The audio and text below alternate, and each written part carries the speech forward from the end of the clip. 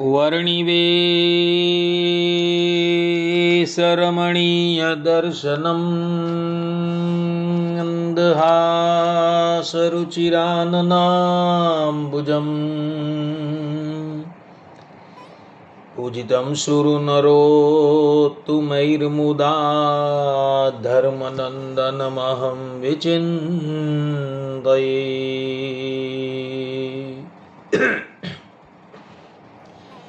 अस्मद्गुरु समारम्भां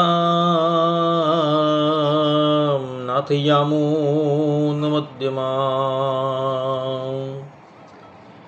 लक्ष्मीवल्लभपर्यन्तां वन्दे गुरुपरम्परा वन्दे गुरुपरम्परा। सहजानंद स्वामी महाराजनी जय। श्री नारायण मुनिदेवनी जय। श्री राधा राधा विहारी लालनी जय। असतो मा षड्गमय तमसो मा ज्योतिर्गमय मृत्युर्मा अमृतं गमय। ओम शांति शांति शांति। निखिल है प्रत्यनेक कल्याणिकतान श्वेतर समस्त वस्तु विलक्षण अनंत कोटि ब्रह्मांड नायक श्रीदेवी भूदेवी नीलादेवी श्री राधादेवी समलंकृत सर्व अवताરના અવતારી સર્વ કારણના કારણ પરમ બ્રહ્મ પરમાત્મા ભગવાન શ્રી હરિની મહતી કૃપાથી આપણે બધા માનવ જીવનના સર્વોત્કૃષ્ટ લાભ એવા સત્સંગને માટે ઉપસ્થિત થયા છીએ. ઉપસ્થિત થનારા દરેક ભગવત ભક્તના હૃદયમાં અપરોક્ષ રૂપે બિરાજમાન એ જગત કારણ તત્વ ભગવાન શ્રી હરિના ચરણાર વંદરમાં હું સાષ્ટાંગ દંડવત પ્રણામ કરી આજના આ સત્સંગનો શુભારંભ કરું છું. સત્સંગનો શુભારંભ કરતા અગાઉ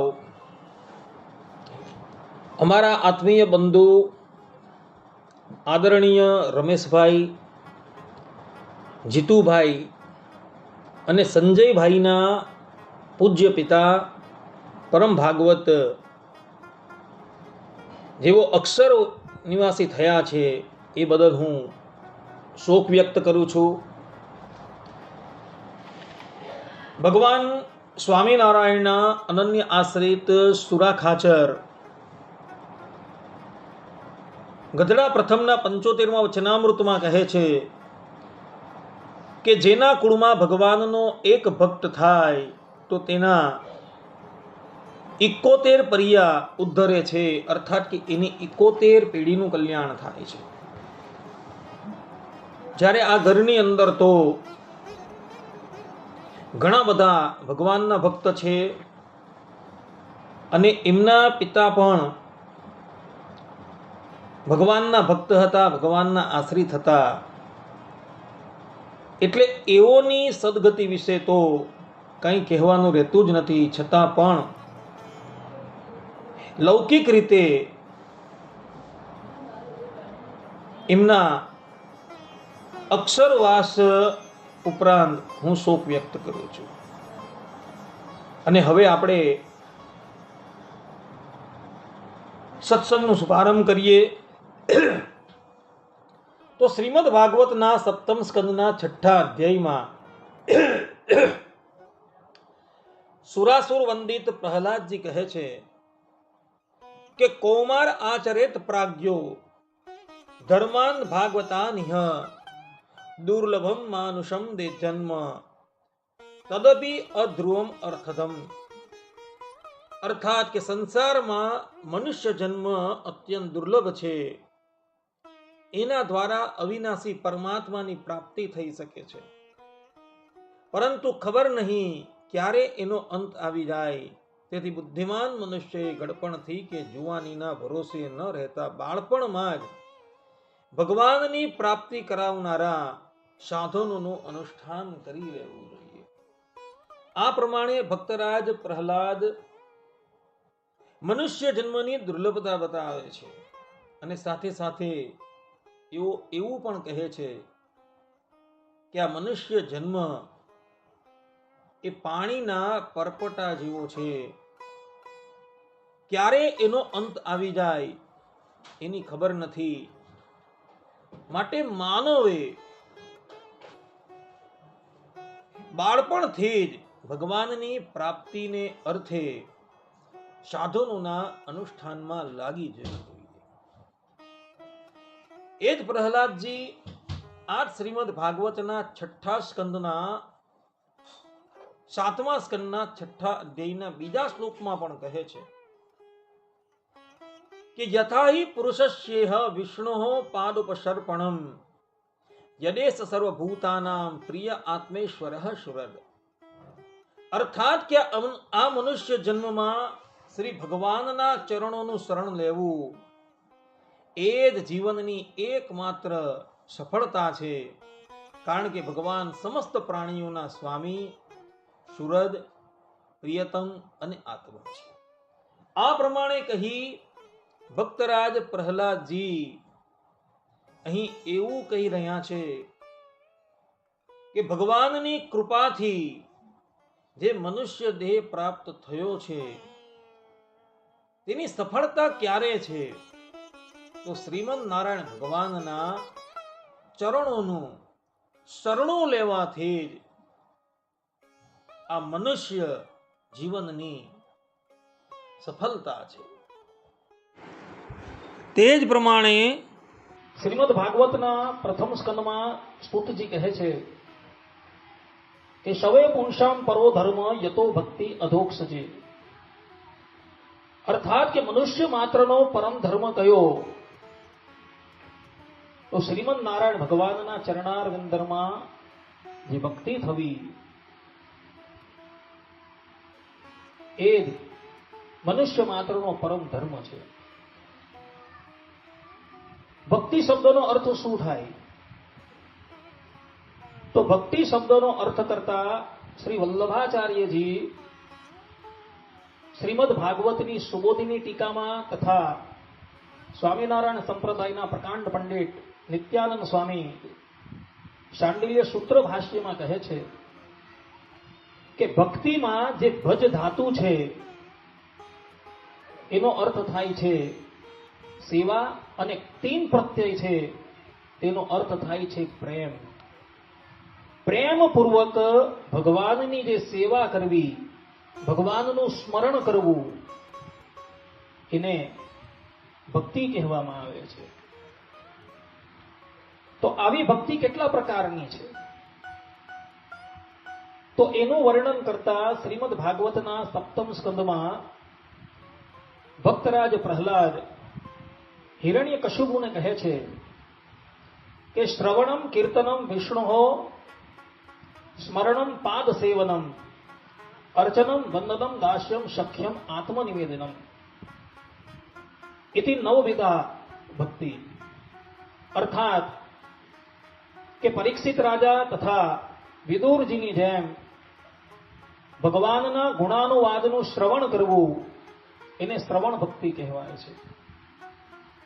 સુખદેવજી મહારાજની જેમ ભગવાનનું પ્રેમપૂર્વક કીર્તન કરવું, ભગવાનના ગુણાનુવાદનું ગાન કરવું એને કીર્તન ભક્તિ કહેવાય છે.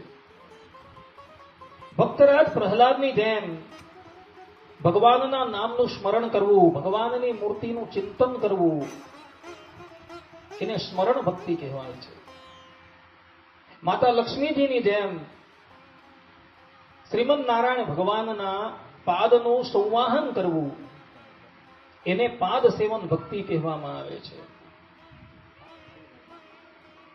ભક્તરાજ પૃથુ રાજાની જેમ ભગવાનની મૂર્તિનું અર્ચન કરવું, ભગવાનની પૂજા કરવી એને અર્ચન ભક્તિ કહેવામાં આવે છે.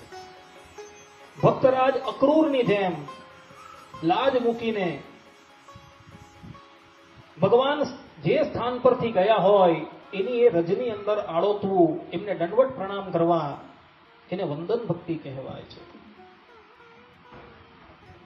પરમ ભાગવત એવા હનુમાનજી મહારાજની જેમ ભગવાનની સેવા કરવી એ ભગવાનની દાસ ભક્તિ છે.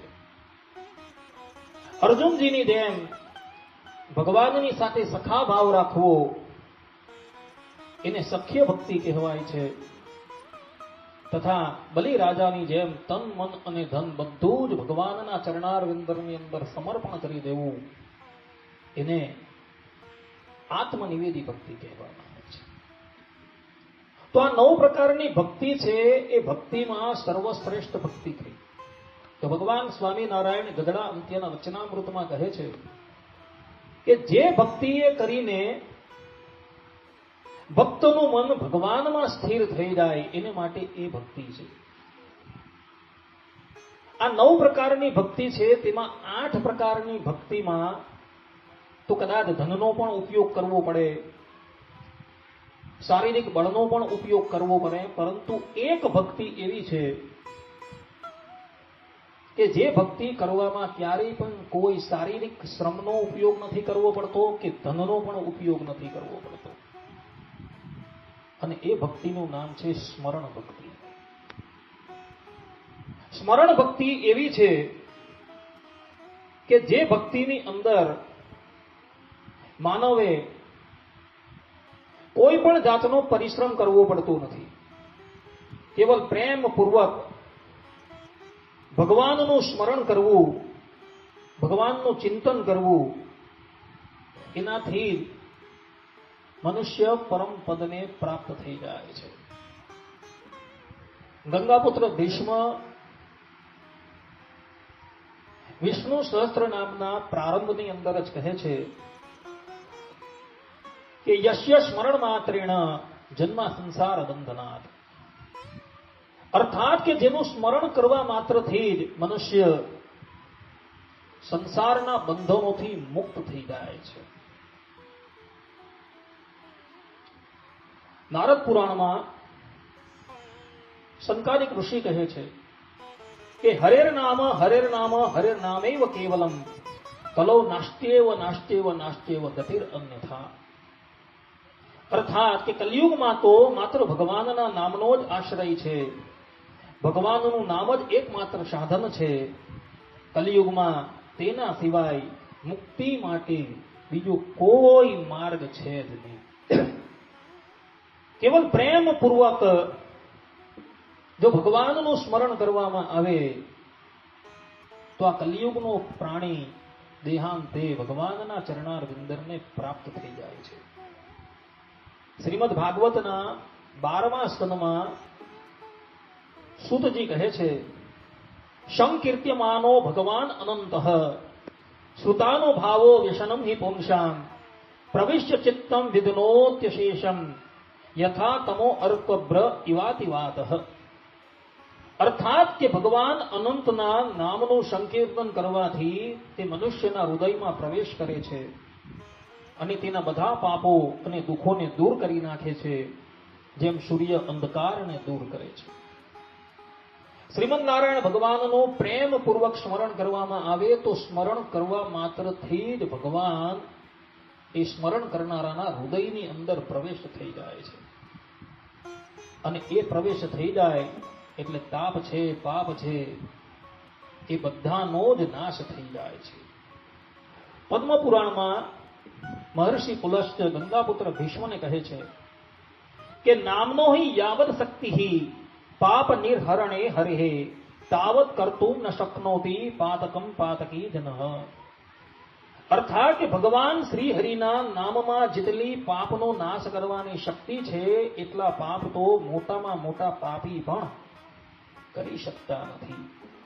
એક બાજુ ત્રાજવાની અંદર શાસ્ત્રોની અંદર લખેલા બધા પાપો મૂકવામાં આવે અને એક પલણાની અંદર કેવલ ભગવાનનું એક નામ મૂકવામાં આવે ને તો પેલું પાપનું પલળું જે છે એ હંમેશા ઊંચું ને ઊંચું જ રહેશે અને નામવાળું પલ્લું જે છે એ હંમેશા નીચું જ રહેશે. પૂર્વે થયેલા મોટા મોટા પાપીઓ કેવલ ભગવાનનું સ્મરણ કરવા માત્રથી પરમ ગતિને પ્રાપ્ત થયા હતા. એમાં પદ્મ પુરાણમાં પિંગલા નામની વેશ્યાનું ચરિત્ર આવે છે. વરા પુરાણમાં એક યવનનું ચરિત્ર આવે છે. શ્રીમદ ભાગવતમાં અજામિલનું ચરિત્ર આવે છે તથા મહાભારતમાં દ્રૌપદીનું ચરિત્ર આવે છે. પદ્મ પુરાણમાં પિંગલા નામની વેશ્યાનું ચરિત્ર આવે છે. એ ચરિત્ર એવું છે કે પિંગલા નામની વેશ્યા જેનો જન્મ બ્રાહ્મણ કુળની અંદર થયો હતો, એના લગ્ન પણ એક સુપાત્ર બ્રાહ્મણની સાથે થયા હતા, પરંતુ એનો પતિ કોઈક અકસ્માતમાં પરલોકવાસી થઈ જાય છે અને એને લઈને પિંગળા પોતાના સાસરાનો ત્યાગ કરી પોતાના પિયરમાં આવીને નિવાસ કરે છે. એક તો ભર યુવાની હતી, પતિ હતા નહીં, અને એને લઈને પિંગળા જેના પર કામદેવ સવાર થઈ જાય છે અને એને લઈને એ ગલત માર્ગ પર આરૂઢ થઈ જાય છે. પોતાના પરિવારને પોતે જે કુકર્મ કરે છે એની જાણ ન થાય એટલે છાની છૂટતી એ વ્યભિચારમાં પ્રવૃત્ત થઈ જાય છે. પરિવારના લોકોને ખબર પડે છે, સર્વપ્રથમ તો એને સમજાવે છે, પરંતુ એ સમજવા તૈયાર નથી. એને ડાબ ધમકી આપવામાં આવે છે, છતાં પણ એ સમજવા તૈયાર નથી. અંતે એના પરિવારના લોકો એને ઘરની બહાર કાઢી મૂકે છે. ઘરની બહાર કાઢી મૂકી એટલે હવે એ સ્વતંત્ર થઈ ગઈ છે. એના પર કોઈનો અધિકાર રહ્યો નથી. આ જીવિકા ચલાવવાને અર્થે એ વેશ્યાલયની અંદર પ્રવૃત્ત થઈ જાય છે. રૂપરૂપનો અંબાર તો એ હતી જ, પોતાના શરીરને જ એ આજીવિકાનું સાધન બનાવી દે છે. એક સમયની વાત હતી, એક વ્યાજ એટલે કે શિકારી કેટલાક પોપટોને પકડીને વેચવા માટે પિંગલાના દ્વાર ઉપર આવ્યો. એમાંથી એક પોપટ એ પિંગલા નામની વેશ્યાએ ખરીદી લીધો અને એણે પોતાના દ્વાર ઉપર ટીંગાડી દીધો. પિંગલા નિત્ય એ પોપટને જમરૂક આપે, મરચાં આપે અને એને બોલતા શીખવે કે મિટ્ટુ રામ નામ બોલતો, મિટ્ટુ રામ નામ બોલતો, એમ રોજ એને રામ નામ બોલતા શીખવાડે. અને રામ નામનું ઉચ્ચારણ કરવાથી જ પિંગળાના બધા જ પાપો સમાપ્ત થઈ ગયા હતા. જે પ્રમાણે અજાણતાથી પણ આપણે અમૃતનું પાન કરીએ તો અમૃતનું પાન કરવાથી મનુષ્ય અમર થઈ જાય છે, તેમ અજાણતાથી પણ ભગવાનના નામનું ઉચ્ચારણ કરવાથી પિંગળાના બધા જ પાપો સમાપ્ત થઈ ગયા. આ તરફ એના દેહનો અંતકાળ આવ્યો અને એને લઈને યમદૂતો એને લેવા માટે આવે છે. પરંતુ જેવા યમદૂતો પિંગળાને લેવા માટે આવે છે ત્યાં જ શ્રીમદ નારાયણ ભગવાનના પાર્ષદો ત્યાં આવીને ઉભા રહી જાય છે અને પેલા યમદૂતોને કહે છે કે આ જીવ પર તમારો અધિકાર નથી. યમદૂતો કહે છે કે આણે એના જન્મની અંદર એટલા બધા કુકર્મો કરેલા છે કે જેની કોઈ વાત નહીં. શ્રીમદ નારાયણ ભગવાનના પાર્ષદો કહે છે કે આણે જાણીએ અજાણીએ ભગવાનના નામનું ઉચ્ચારણ કરેલું છે અને એના નામના ઉચ્ચારણથી જ પિંગળા પવિત્ર થઈ ગઈ છે અને હવે એ તમારી સાથે જવાને લાયક નથી, પરંતુ એ અમારી સાથે જવાને લાયક છે. આ પ્રમાણે કહી શ્રીમદ નારાયણ ભગવાનના પાર્ષદોએ યમદૂતોને ભગાડી દીધા. અને ભગવાનના પાર્ષદો પિંગળાના આત્માને લઈને ભગવાનના ધામમાં જતા રહ્યા. આ પ્રમાણે અજાણતાથી પણ જો પિંગળાએ ભગવાનના નામનું સ્મરણ કર્યું, ભગવાનના નામનું ઉચ્ચારણ કર્યું, તો એ પરમ ગતિને પ્રાપ્ત થતી હતી. તો જે લોકો પ્રેમપૂર્વક ભગવાનના નામનું ઉચ્ચારણ કરે છે તેની સદગતિ વિશે તો કોઈ સંશય જ ઉભો નથી થતો. વરા પુરાણની અંદર એક યવનનું ચરિત્ર આવે છે. યવન લોકો, જેને આજના બધા લોકો મુસલમાન કહે છે, જે લોકોના કુરાનની અંદર બે જ વસ્તુ ભક્ષણ કરવાની મનાઈ કરેલી છે, એક ગીધ અને બીજું સુવર. બાકી બધી વસ્તુ ભક્ષણ કરી શકો છો, માણસને પણ ખાઈ શકો છો, બધાને જ ખાઈ શકો છો, એવું એ લોકોના ધર્મની અંદર લખેલું છે. ધર્મ તો ન કહેવાય, એક રિલિજિયન્સ કહેવાય, બીજું કાંઈ નહીં કહેવાય. કારણ કે ધર્મ જે છે એ ધર્મની વ્યાખ્યા એ લોકોની અંદર ચરિતાર્થ થતી નથી. કારણ કે ધર્મની વ્યાખ્યા એવી છે, ધર્મ જ્ઞેય સદાચાર શ્રુતિ સ્મૃતિ ઉપપાદિત, કે ધર્મ કોને જાણવો? તો જે શ્રુતિ એટલે કે વેદ અને સ્મૃતિએ પ્રતિપાદન કરેલો જે સદાચાર તે ધર્મ કહેવાય છે. અને એ ધર્મ એ કેવલ સનાતનની અંદર જ ચરિતાર્થ થાય છે, એ લોકોમાં ચરિતાર્થ નથી થતો. આ નગ્ન સત્ય છે. તો એ યવન જે હતો, જે નિત્ય શિકાર કરીને પોતાની આજીવિકા ચલાવતો હતો, એક સમયની વાત હતી, એ વનમાં શિકાર કરવા માટે જાય છે અને એની દ્રષ્ટિએ એક સુવર આવે છે. સુવરને જોઈ છે એટલે એ પોતાનું બાણ ચલવી એને મારવાનો પ્રયાસ કરે છે, પરંતુ પેલો સુવર એનું બાણ ચુકાવી દોડતો દોડતો આવી પોતાના દંતશૂળો દ્વારા એની છાતીમાં પ્રહાર કરે છે. અને જ્યાં પ્રહાર કરે છે ત્યાં જ પેલો યવન ઢળી પડે છે અને મરતા મરતા એ એવું બોલે છે, હ રામ. કારણ કે એ લોકોના માર્ગની અંદર સુવરને હરામી કીધેલું છે. એટલે મરતા મરતા એ એટલું બોલે છે કે હ રામ. અને આ હરામ બોયલા ત્યાં જ ભગવાનના પાર્ષદો આવીને ઉપસ્થિત થઈ જાય છે. એણે રામના નામનું ઉચ્ચારણ નથી કરેલું, પરંતુ એણે હરામ શબ્દનું ઉચ્ચારણ કરેલું છું. અને એમાં પહેલો હ બાદ કરે એટલે અંત્ય રામ થઈ જાય છે. અને રામ નામનું ઉચ્ચારણ જાણે અજાણીએ એણે કર્યું એટલે ભગવાનના પાર્ષદો એને લેવા માટે આવે છે અને એનો ભગવાનના ધામની અંદર પ્રવેશ થઈ જાય છે. શ્રીમદ ભાગવતના 12મા સ્કંદમાં સૂતજી કહે છે કે કલી દોષ નિરે રાજન અષ્ટિ એકો મહાન ગુણ કીર્તના દેવ કૃષ્ણસ્ય મુક્ત સંગ પરમ વ્રજેત.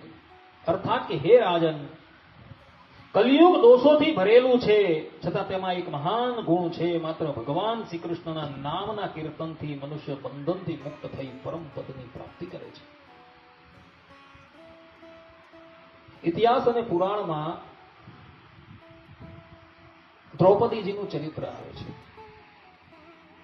દ્રૌપદી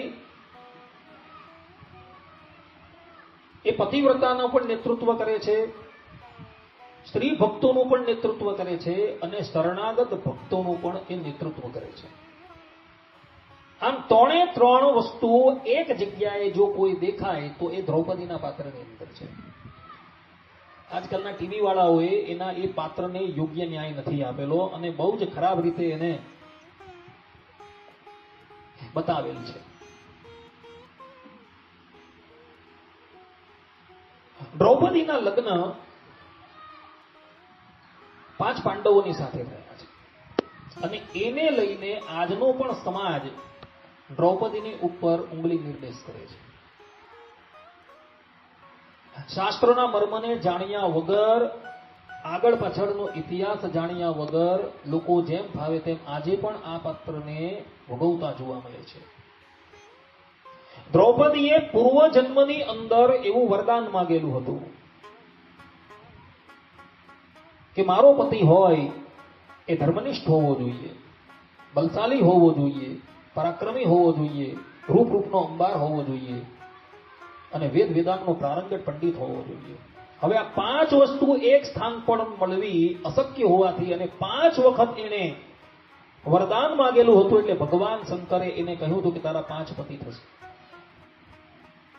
અને 5 પતિ થવા છતાં પણ આજે પણ જે 5 કુમારી કન્યાઓની ગણતરી થાય છે તેમાં દ્રૌપદીનું નામ આવે છે.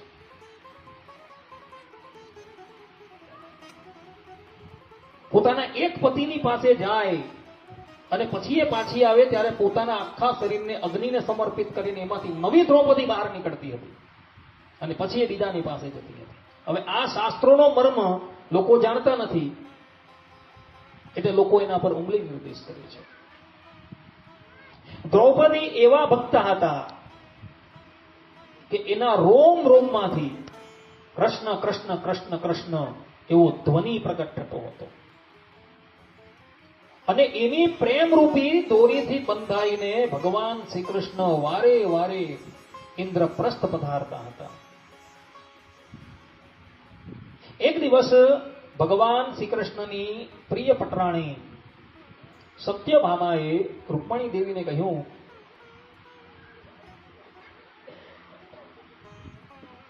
કે દીદી, આપણા સ્વામી વારે વારે ઇન્દ્રપ્રસ્થ પધારે છે એનું શું કારણ છે? મને તો કોઈ દાળમાં કાળું દેખાય છે. રૂકમણીજી બધું જાણે છે કારણ કે એ ભગવાનથી ભિન્ન છે. જે પ્રમાણે પુષ્પની અંદર ગંધ હોય એ પ્રમાણે રૂકમણી અને શ્રી કૃષ્ણ ભિન્ન છે. છતાં પણ એ કઈ બોલતા નથી. એક દિવસની વાત હતી,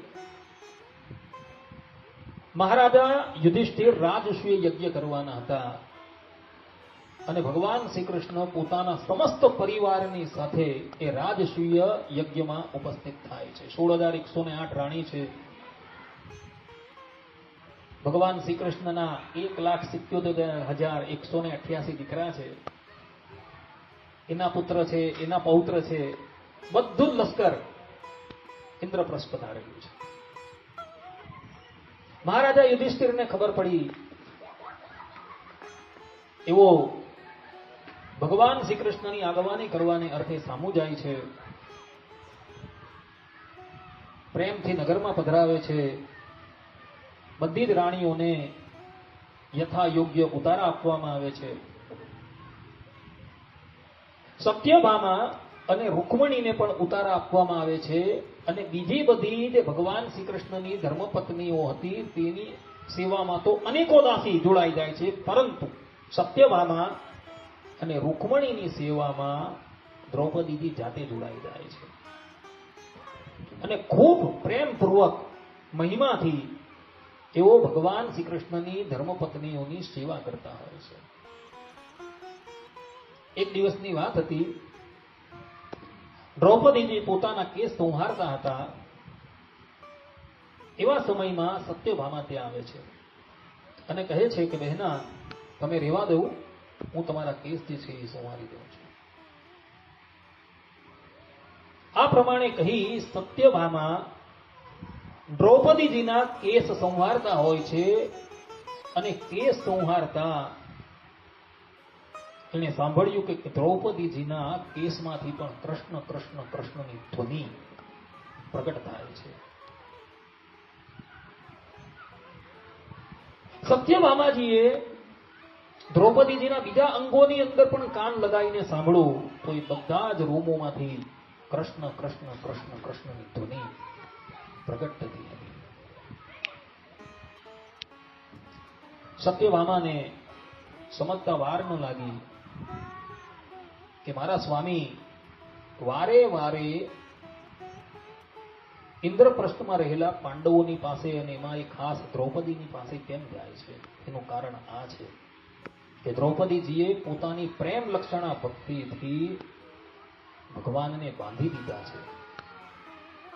એક સમયની વાત છે, દેવર્ષિ નારદ વૈકુંઠ લોકમાં પધાર્યા. તે વખતે શ્રીમદ નારાયણ ભગવાન પોતાની શેષ શૈયાની ઉપર બિરાજમાન ન હતા, એકાકી લક્ષ્મીજી બિરાજમાન હતા. દેવર્ષિ નારદ લક્ષ્મીજીને પૂછે છે કે પ્રભુ ક્યાં છે? લક્ષ્મીજી કહે છે કે કહીને ગયા નથી, તમે જાતે જ શોધી લો. દેવર્ષિ નારદ શ્રીમદ નારાયણ ભગવાનને શોધવાને અર્થે ત્રિભુવનમાં બધે જ ફરી વળે છે અને એક જગ્યાએ એક વનમાં એક પર્ણકુટી હતી અને એ પર્ણકુટીમાં કેટલાક સંતો પ્રેમપૂર્વક ભગવાનના નામનું સ્મરણ કરતા હતા. ત્યાં આવીને જુએ છે તો શ્રીમદ નારાયણ ભગવાન એની વચ્ચે બેઠેલા હતા. દેવર્ષિ નારદને જોયા એટલે શ્રીમદ નારાયણ ભગવાન ઉભા થાય છે. દેવર્ષિ નારદ ભગવાનને વંદન કરે છે અને પ્રભુને કહે છે કે પ્રભુ, હું તો તમને ત્રિભુવનમાં શોધી વળ્યો, પરંતુ તમે અહીં બેઠા છો. ત્યારે શ્રીમદ નારાયણ ભગવાન કહે છે કે નાહમ વસામી વૈકુંઠે ન યોગીના હૃદયે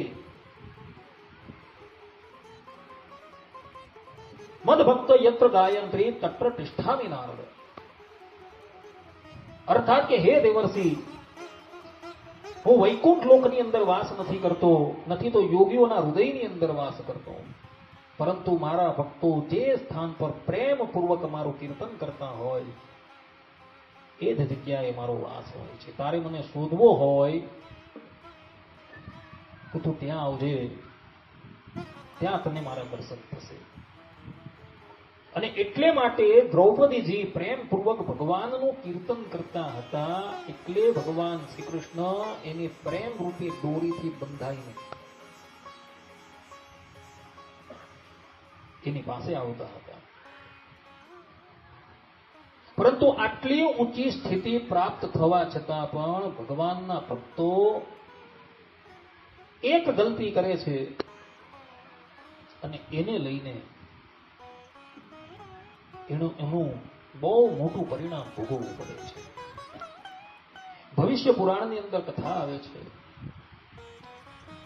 કે ઇન્દ્રપ્રસ્થની અંદર વિરાજમાન ભગવાન શ્રી કૃષ્ણને દ્રૌપદીજી પૂછે છે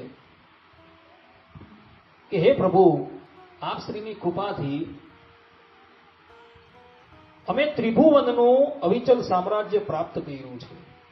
ધરાતલના એક છત્રી શાસક થયા છે, દેવતાઓની ઉપર પણ અમારું આધિપત્ય થઈ ગયું છે. અમારું આ ઐશ્વર્ય કાયમને માટે સ્થિર રહે એને માટે અમારે શું કરવું જોઈએ? ભગવાન શ્રી કૃષ્ણ કહે છે કે દ્રૌપદી, તું મારા પરમ ભાગવત એવા હનુમાનજી મહારાજની આરાધના કર. હનુમાનજી મહારાજની 13 દિવસની આરાધના છે. જો તું 13 દિવસ પર્યંત હનુમાનજી મહારાજની આરાધના કરશે તો હનુમાનજીની કૃપા તારા પર થશે અને એને લઈને તમારો આ વૈભવ કાયમને માટે સ્થિર થઈ જશે. દ્રૌપદી કહે છે કે પ્રભુ, હનુમાનજી મહારાજની આરાધના કેવી રીતના કરવી? અને ભગવાન શ્રી કૃષ્ણ દ્રૌપદીજીને હનુમાનજી મહારાજની આરાધનાની રીત બતાવે છે અને શુભ દિવસે દ્રૌપદીજી હનુમાનજી મહારાજની આરાધના પ્રારંભ કરે છે. હનુમાનજી મહારાજનું વ્રત કરતી હતી એટલે એણે પોતાની જમણી ભુજા પર 13 ગાંઠનો એક વલય બાંધેલો હતો, દોરો બાંધેલો હતો અને પૂર્ણ નિષ્ઠાથી એ હનુમાનજી મહારાજની આરાધના કરતી હતી. આરાધના થયા ને 6 દિવસ વ્યતીત થયા. ત્યાં 7મે દિવસે અર્જુનજી ઇન્દ્રપ્રસ્થ આવે છે અને પોતાની ભાર્યાને અતિશય કુશકાય જોઈને અર્જુનજી દ્રૌપદીને પૂછે છે કે દ્રૌપદી, તમે આટલા બધા કુશકાય કેમ છો? ત્યારે દ્રૌપદી કહે છે કે સ્વામી, હું ભગવાન શ્રી કૃષ્ણની આજ્ઞાથી હનુમાનજી મહારાજની આરાધના કરું છું. ભગવાન શ્રી કૃષ્ણનું નામ દીધું અને હનુમાનજીનું સાથે નામ દીધું એટલે અર્જુનજી ખડખડાટ હસવા લાગ્યા. અને દ્રૌપદી પ્રત્યે બોલ્યા કે દ્રૌપદી, તું એ હનુમાનજીની આરાધના કરે છે કે જે હનુમાનજી મારા રથની ઉપર મારી ધજા પકડીને બેઠેલા હોય છે, તું એની આરાધના કરે છે?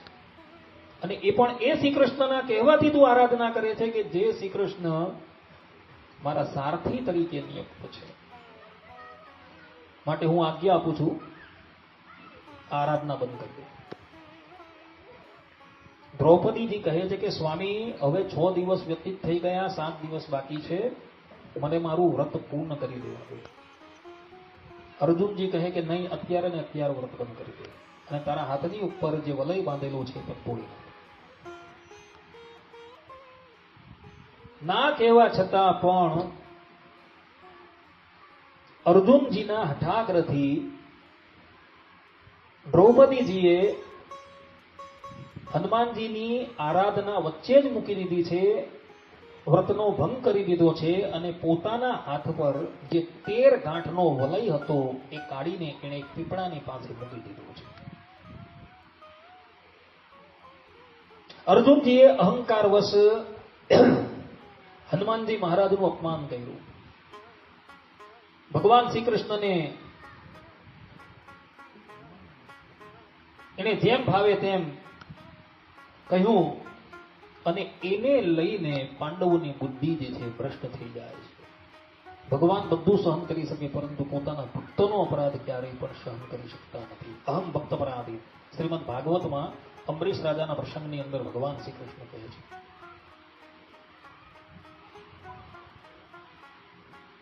પાંડવોની બુદ્ધિ જે છે એ ભ્રષ્ટ થઈ ગઈ છે અને પેલી બાજુ હસ્તિનાપુરથી દુર્યોધને દ્યુત રમવાનું નિમંત્રણ મોકલ્યું છે.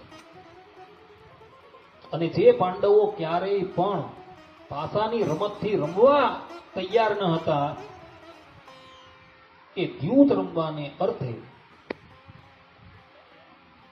હસ્તિનાપુર પધારેલા છે. અને એક જ બેઠકમાં ધર્મરાજ યુધિષ્ઠિર પોતાનો રાજ મુકુટ હારી ગયા છે. એટલેથી તો અટકા જ નહીં, પોતાના 5 ભાઈઓ 4 ભાઈઓને પોતે અને દ્રૌપદીને પણ એને દાવ ઉપર લગાવી દીધા અને એ પણ હારી ગયા.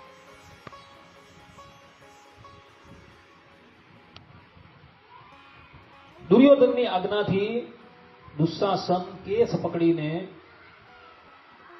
દ્રૌપદીને યુદ્ધ ક્રીડા ભવનમાં ઉપસ્થિત કરે છે.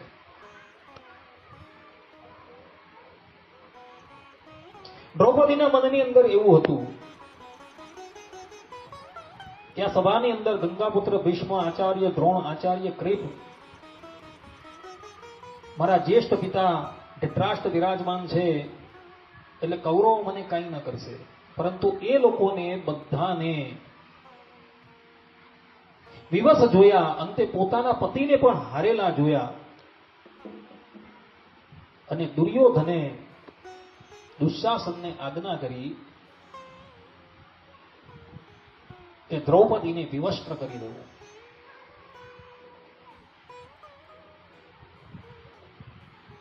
દ્રૌપદી ભગવાન શ્રી કૃષ્ણની અનન્ય ભક્તા છે, પરંતુ અત્યારે એની શરણાગતિ ભંગ થઈ ગઈ છે. એણે ભગવાનનો આશરો રાખવાને બદલે પોતાના સગા સંબંધીઓનો આશરો રાખેલો છે. પરંતુ એ લોકોને પણ જ્યારે નિરાશ જોયા અને 10,000 હાથીના બળવાળો દુશાસન ચીર ખેંચવા તૈયાર થાય છે, ત્યારે કાતર દ્રષ્ટિથી દ્રૌપદી કૃપાચાર્યજીની સામું જુએ છે. કૃપાચાર્યજી એના કુલગુરુ છે. કૃપાચાર્યજી દુર્યોધનના ઋણી છે એટલે એક શબ્દ તો બોલી ન શકે, પરંતુ દ્રૌપદીજીએ એની સન્મુખ દ્રષ્ટિ કરી એટલે કૃપાચાર્યજીએ એક આંગળી ઉઠાવી દીધી છે. અને દ્રૌપદીજીને સમજતા વાર ન લાગી અને એ જ સભામાં હા ગોવિંદ, હા દ્વારિકેશ ના નામનો પુકાર કર્યો છે. મહાભારતના દ્યુત પર્વની અંદર પ્રસંગ છે કે દ્રૌપદીજીએ ગોવિંદના નામનો પુકાર કરેલો છે ને દ્વારકાધીશના નામનો પુકાર કરેલો છે. મહાત્માઓ કહે છે કે ગોવિંદના નામનો પુકાર કેમ કર્યો? તો ગોનો અર્થ થાય છે ઇન્દ્રિય ને વિંદનો અર્થ થાય છે એના નિયામક. ઇન્દ્રિયોના જે નિયામક હોય તેને ગોવિંદ કહેવાય. દ્રૌપદીજી કહે છે કે હે ગોવિંદ, આજ સુધી મારા ચરણને સૂર્યનો પણ સ્પર્શ નથી થયો, સૂર્યની કિરણનો પણ સ્પર્શ નથી થયો. એ જ આ નરાધમો અત્યારે મારી લાજ લૂંટવા માટે તૈયાર થયા છે. માટે હે ગોવિંદ, મારી રક્ષા કરો. અને ભગવાન દ્વારિકામાં ભોજન પ્રસાદ લઈને રૂકમણી દેવી સાથે ચોસર રમતા હતા અને ત્યાં જ દ્યુત ક્રીડા ભવનમાંથી ગુંજ આવેલી છે. હા ગોવિંદ, ભગવાન એ ચોસરને મૂકીને દ્યુત ક્રીડા ભવનમાં ઉપસ્થિત થઈ ગયા છે.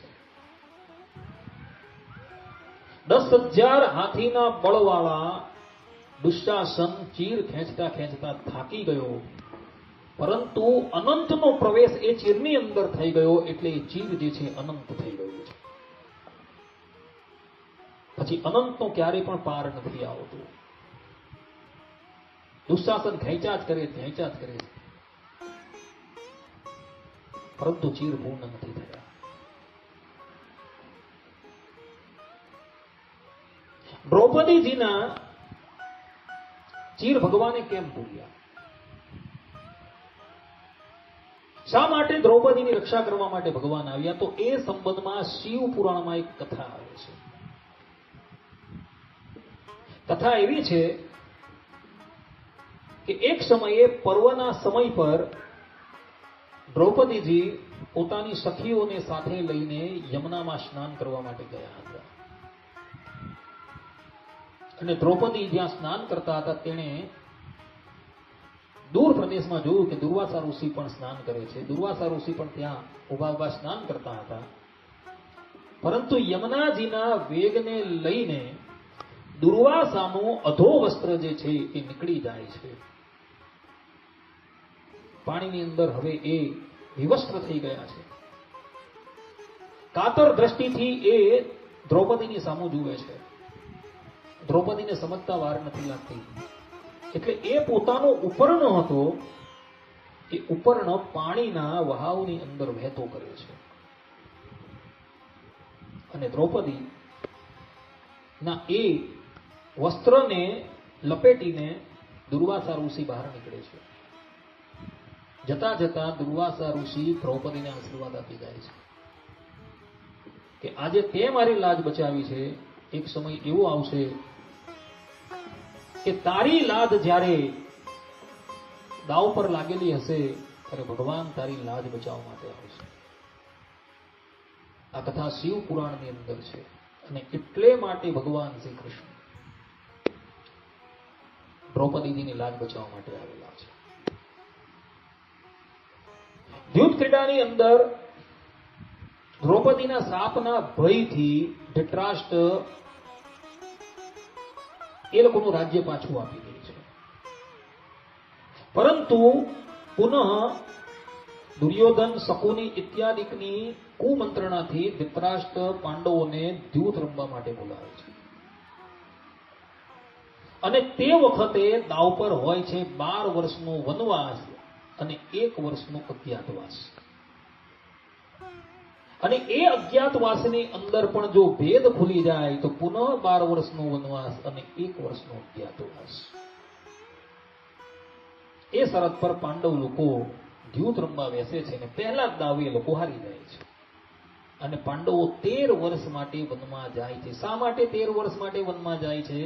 તો હનુમાનજી મહારાજનું અનુષ્ઠાન કરતા હતા અને એ અનુષ્ઠાન અધર વચ્ચે મૂકી દીધું અને દ્રૌપદીના હાથની ઉપર જે 13 ગાંઠનો વલય હતો એને કાઢીને એને મૂકી દીધો. એ અપરાધને લઈને પાંડવોએ 13 વર્ષ પર્યંત વનમાં રહેવું પડે છે. કોઈ પણ દિવસ કોઈ વ્રત તમે કરતા હોવ તો એ વ્રતને પૂર્ણ કરવું, એને અધર વચ્ચે અધૂરું ન મૂકવું, અન્યથા અપરાધ થઈ જાય. કદાચ કોઈક એવો સંજોગ આવી જાય અને વ્રત આપણે મૂકવું પડે તો ભગવાનને પ્રાર્થના કરીને એ વ્રત મૂકવું, પરંતુ કોઈના કહેવાથી ક્યારેય પણ એ વ્રતને મૂકવું નહીં. અન્યથા જે પ્રમાણે પાંડવોને કષ્ટનો અનુભવ કરવો પડેલો હતો તે પ્રમાણે આપણે પણ કષ્ટનો અનુભવ કરવો પડે છે. પાંડવ લોકો વનની અંદર રહે છે. વનની અંદર પણ પરમ પ્રેમપૂર્વક એ લોકો ભગવાનનું સ્મરણ કરતા હોય છે અને વનવાસના દિવસો વ્યતીત કરતા હોય છે. આ તરફ હસ્તિનાપુરમાં એક દિવસ મહર્ષિ દુર્વાસા પધારેલા છે.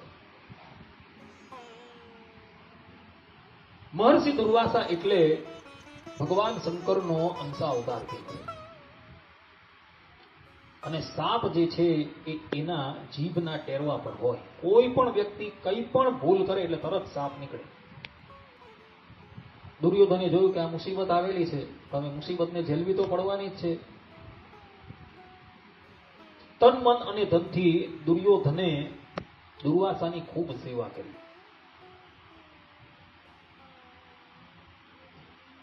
દુર્યોધનની સેવાથી દુર્વાસા ઋષિ અતિશય પ્રસન્ન થઈ ગયા છે અને એને વરદાન માંગવા. દુર્વાસા ઋષિ એ ભગવાનના પરમ ભક્ત છે. બ્રહ્મવૈવત પુરાણના કૃષ્ણ જન્મ ખંડમાં શ્રી કૃષ્ણ ભગવાનના 28 અનન્ય ભક્તોનું વર્ણન આવે છે. તેમાં દુર્વાસાનું નામ પણ આવે છે. એ ભોગ અને મોક્ષ બંને આપી શકે છે. પરંતુ ખલ એવા દુર્યોધને દુર્વાસાની પાસે એવું વરદાન માંગ્યું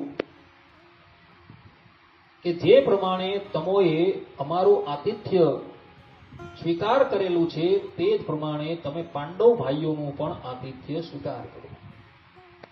એ લોકો અહીં સમીપમાં જ વનની અંદર રહે છે.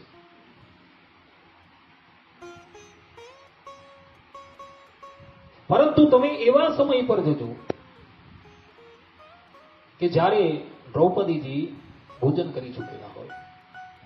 પાંડવ લોકો જ્યારે વનમાં જતા હતા ત્યારે એમના પુરોહિત ધૌમ્ય ઋષિએ પાંડવોમાંના યુધિષ્ઠિરને કહ્યું હતું કે રાજન, તમે સૂર્યદેવની આરાધના કરો અને સૂર્યદેવની કૃપાથી તમને એક પાત્ર મળશે. એ અક્ષય પાત્રની અંદર તમે કંઈ પણ રાંધશો તો એ અક્ષય થઈ જશે.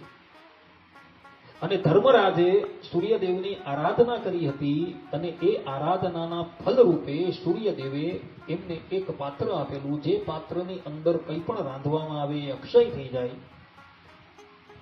અને એને લઈને યુધિષ્ઠિર મહારાજ પોતાની સાથે આવેલા પોતાના ભાઈઓ બ્રાહ્મણો બધાનું પોષણ કરતા હતા. પોતાના દ્વાર પર કોઈ અતિથિ આવે તો એ અતિથિનું પણ પોષણ કરતા હતા. પરંતુ સૂર્યદેવે કહ્યું હતું કે એક વખત દ્રૌપદી ભોજન કરી રહી પછી આ પાત્રમાંથી અન્ન નીકળતો બંધ થઈ જશે. અને દુર્યોધનને ખબર હતી કે દ્રૌપદી મધ્યાહન કાળે ભોજન કરી રહી છે અને પછી એ પાત્રમાંથી અનાજ નથી નીકળતું. અને દુર્વાસા ઋષિ બરાબર મધ્યાહન સમયે દુર્યોધને જે પ્રમાણે સમય બતાવેલો એ જ સમયે પાંડવોના અહીં આવે છે. પાંડવોએ જોયું કે મહર્ષિ દુર્વાસા પધાર્યા છે. એમણે કહ્યું કે અમે સુધાતુર છે અને સ્નાન કર્યા બાદ અમે ભોજન કરશું. યુધિષ્ઠિર મહારાજે પહેલા કંઈ કહ્યું નથી. યુધિષ્ઠિર મહારાજ કહે છે ભલે. અને પછી પાંડવો દોડતા દોડતા પોતાની પર્ણકુટીમાં આવે છે. પર્ણકુટીમાં આવીને જુએ છે તો દ્રૌપદીએ પેલું પાત્ર જે છે એ સાફ કરી દીધું હતું અને માંડીને સ્વચ્છ કરીને એક સ્થાન પર મૂકી દીધું હતું. મહારાજા યુધિષ્ઠિર દ્રૌપદીને કહે છે કે દેવી, દુર્વાસા ઋષિ આવેલા છે ને સાથે 10,000 શિષ્યો છે, એને ભોજન કરાવવાનું છે.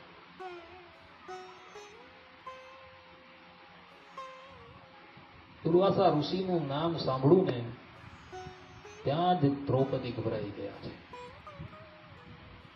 10,000 શિષ્ય લઈને આવેલા છે અને પાત્ર મેં હમણાં જ સાફ કરીને મૂકી દીધેલું છે. જે યુધિષ્ઠિર મહારાજના ઘરે નિત્ય 1,00,000 બ્રાહ્મણો પ્રાતઃકાલે અને સંધ્યાકાળે સુવર્ણની થાળીની અંદર સુવર્ણના વાડકામાં વિવિધ પ્રકારના પકવાનો જમતા હતા અને જમી રહ્યા બાદ એ બધા જ વાડકા છે, થાળી છે ને દક્ષિણાના રૂપમાં લઈ જવા.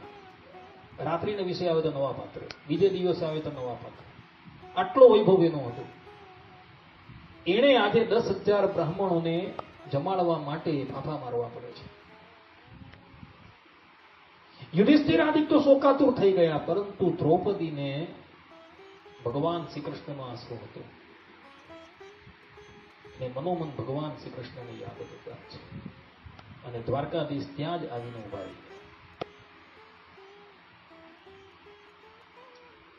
દ્વારકાધીશ કહે છે કે કૃષ્ણ, બીજી બધી વાત સાઈડ ઉપર, પહેલા મને ભૂખ બહુ લાગી છે, મને કંઈક ભોજન આપ. દ્રૌપદીજી નીચું જોવા માંડ્યા. જે ભગવાન શ્રી કૃષ્ણ એના ઘરે આવતા હતા ત્યારે દ્રૌપદીજી પોતાના હાથે વિવિધ પ્રકારની રસોઈ બનાવીને ભગવાનને તૃપ્ત કરતા હતા. આજે એની રસોઈની અંદર એક દાણો પણ જોવા નથી મળતો. ભગવાનને શું જમાડવું? ભગવાન તો સર્વજ્ઞ છે, સર્વાંતર્યામી છે. દ્રૌપદીજીની મનોદશા જાણી ગયા છે. એણે કહ્યું કે કૃષ્ણ, એક કામ કર, પેલું પાત્ર લાવ. પાત્રની અંદર કઈ હશે. દ્રૌપદીજી પાત્ર લાવે છે. દ્રૌપદીજી પતિવ્રતા છે અને પતિવ્રતા નારી હોય એ પોતાના ઘરના વાસણ છે, કુસણ છે, બધું વ્યવસ્થિત રીતે સાફ કરીને મૂકતા હોય છે. આપણા ઘરની અંદર પણ ગૃહિણીઓ છે, એ બધા જ પાત્રને બધું વ્યવસ્થિત સાફ કરીને પછી મૂકતા હોય છે. દ્રૌપદી પરમ પતિવ્રતા છે. એણે પણ એ પાત્ર વ્યવસ્થિત સાફ કરીને મૂકેલું હતું. ભગવાન શ્રી કૃષ્ણે જોયું કે પાત્રની અંદર ખૂણામાં એક સાગનું પત્ર ચોંટેલું છે. મહાત્માઓ કહે છે કે એ સાગનું પત્ર ચોંટેલું નહીં હતું, પરંતુ ભગવાને ત્યાં ઉત્પન્ન કરેલું હતું. ભગવાન શ્રી કૃષ્ણ કહે છે કે આ એક જ પત્ર જે છે એના દ્વારા સંપૂર્ણ ત્રિલોકી તૃપ્ત થઈ જશે. ભગવાનના ઉદરની અંદર અનંત કોટી બ્રહ્માંડ છે, એટલે માટે એને દામોદર કહેવામાં આવે છે. ભગવાન સંકલ્પ કરે છે કે આ પત્ર દ્વારા સંપૂર્ણ ત્રિલોકી તૃપ્ત થઈ જાય અને જ્યાં પત્રો ભક્ષણ કરે છે ત્યાં સંપૂર્ણ ત્રિલોકી તૃપ્ત થઈ જાય છે.